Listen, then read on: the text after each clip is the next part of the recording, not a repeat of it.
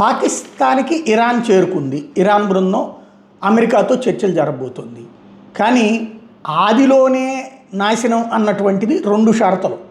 ఈ 2 షరతులు సచ్చినా అమెరికా అమలు చేయదు. నెంబర్ 1 ఏంటంటే లెబనాన్ మీద దాడులు ఆపాలి. లెబనాన్ దేశం మీద ఇజ్రాయెల్ దాడులు చేయట్లేదు. లెబనాన్ ప్రభుత్వానికి వ్యతిరేకంగా తిరుగుబాటు చేసి అక్కడ ఉన్నటువంటి కొంత భూభాగాన్ని ఆక్రమించుకున్నటువంటి ఇరాన్ ప్రోత్సాహిత హెజ్బుల్లా అనే తీవ్రవాదుల మీదన ఇరాన్ దాడి చేస్తుంది. ఎందుకంటే ఇరాన్ పొరుగున ఉన్నటువంటి లెబనాన్లో దూరినటువంటి ఈ ఇరాన్ ఫ్రాక్సీలైనటువంటి తీవ్రవాద ముఠాలు నిరంతరం ఇజ్రాయెల్ మీద దాడులు చేస్తూ ఉంటాయి. వాళ్ళేమి ఇజ్రాయెల్ మీద దాడులు ఆ మధ్యన కాల్పుల విరమణ కూడా చేసుకున్నారు. వీళ్ళిద్దరు కాల్పుల విరమణ ఒప్పందాన్ని మళ్ళీ ఉల్లంఘించారు. కాబట్టి జరుగుతున్నటువంటి దాడి దెన్ అది అక్కడ ఆగే పరిస్థితి లేదు.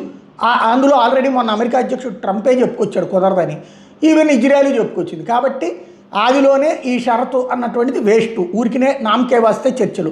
రెండవది, గతంలో అణునిరాయుధీకరణ ఒప్పందం అమలులోకి సంతకం పెట్టినా కూడా ఇరాను పెట్టకముందు ఇరాన్కి సంబంధించి ప్రపంచం నలుమూలలో ఉన్న ఆస్తులు లైక్ రష్యా ఆస్తులు కూడా అమెరికా యూరప్ దేశాల్లో ఉన్న ఎట్లయితే ఫ్రీజ్ చేసేసారంటే వీళ్ళకి సంబంధించిన ధనవంతులైనటువంటి వాళ్ళు, రాజకీయ నాయకులు, వ్యాపారులు, పారిశ్రామికవేత్తలు, ఇతర దేశాల్లో పెట్టుబడి పెడతారు కదా, అవన్నీ ఫ్రీజ్ చేసి పడేసింది రష్యావి, ఇరాన్వి.